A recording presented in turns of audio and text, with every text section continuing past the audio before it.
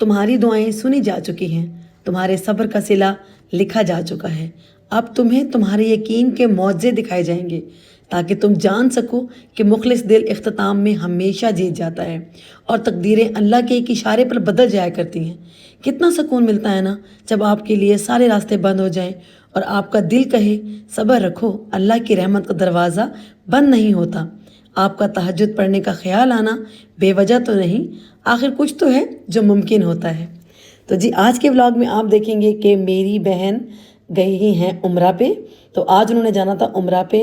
ہم لوگ صبح جلدی اٹھ گئے کیونکہ دوپہر کی فلائٹ تھی ان کی، تو ہم لوگ بہت جلدی آ گئے تھے۔ میں، منصور اور ملائکہ آئے تھے ان کو ایئرپورٹ پر اللہ حافظ کرنے، کیونکہ میری بہن تو جا رہی تھی مگر اس سے پہلے جو میری چھوٹی سی بھانجی ہے نا، اس کا بھی یہ پہلا عمرہ تھا۔ تو یہاں پر ہم سب مل رہے تھے اور دعائیں کر رہے تھے کہ وہ خیر سے جائیں اور خیر سے واپس آئیں۔ اور یہاں پر ساجدہ بہن بہت اچھی لگ رہی تھی، اللہ تعالیٰ ان کو خیر خیریت سے لے کے جائے۔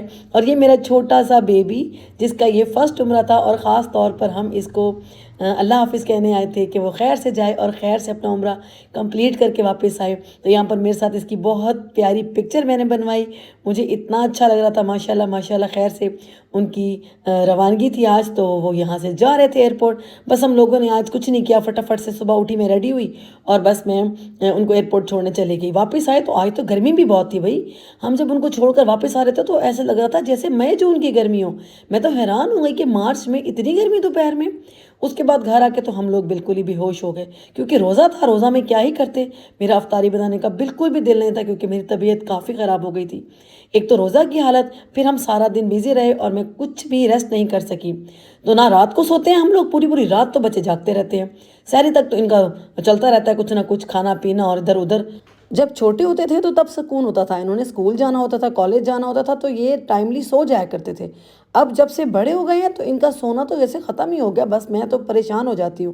تو بس یہاں پر ہم لوگوں نے اب افطاری کے لیے منگایا تھا کھانا باہر سے ہی، کیونکہ میں نے بالکل کچھ نہیں بنایا، طبیعت بالکل ٹھیک نہیں تھی، بہت تھک گئے تھے۔ تو بس بچوں نے کہا کہ آج چائنیز کھاتے ہیں، ہم نے منگائے fried rice, chicken manchurian, chilli chicken, chilli dry بھی بولتے ہیں اس کو، اور ساتھ میں چاؤمین۔ تو یہ ان کا ڈسکوری والوں کا فوڈ ہمیں بہت پسند ہے، ہماری پوری فیملی کو بہت پسند ہے۔ خیر سے رمضان بھی ایسے لگ رہا ہے کہ جیسے ابھی آیا اور ابھی جانے بھی والا ہو گیا۔ خیر سے 15 روزے کمپلیٹ ہو گئے الحمدللہ۔ تو سب مجھے بتائیں کمنٹس کے اندر کہ سب کے جو روزے ہیں کیسے جا رہے ہیں، سحریاں افطاریاں کیسی جا رہی ہیں، آپ نے کس طریقے سے اپنا رمضان گزارا ہے اور آگے کس طرح کرنے والے ہیں، عید کی شاپنگ کیسی چل رہی ہے۔ اور میں پھر دوبارہ بولوں گی، میں ہمیشہ کہتی ہوں کہ اپنے ساتھ اپنے جو ارد گرد دیکھا کریں، جو آپ کے مستحق کوئی بہن بھائی ہیں یا کوئی آپ کے نظر میں کوئی بھی ایسا بندہ ہے جن کے تھوڑے سے مشکل ٹائم